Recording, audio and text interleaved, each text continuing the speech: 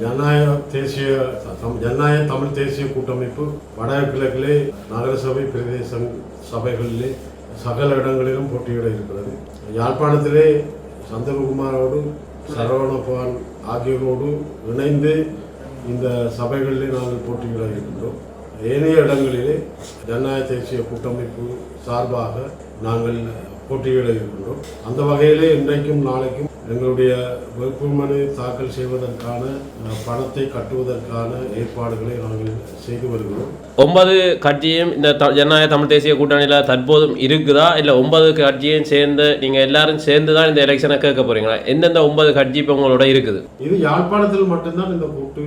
யாழ்ப்பாணத்திலே வேட்புமனு தாக்கல் செய்யப்பட்டு இவர்களோடு நாங்கள் இணைந்து போட்டியிடுவோம். அனைத்தும் மற்ற இடங்களிலே ஜனநாயக தேசிய கூட்டமைப்பு இருக்கின்ற 5 கட்சிகளிலும் இதிலே போட்டியிடும் என்பது நான் குறிப்பிட விரும்புகின்றேன். ஆகவே 9 கட்சிகளும் இணைந்து போட்டியிடவில்லை. அன்றைய தினம் கலந்தாலோசிக்கப்பட்டதே ஒழிய அவர்கள் இணைந்து விட்டார்கள் என்று சொல்லுகின்ற விடயங்கள் உண்மைக்கு புறம்பாகும்.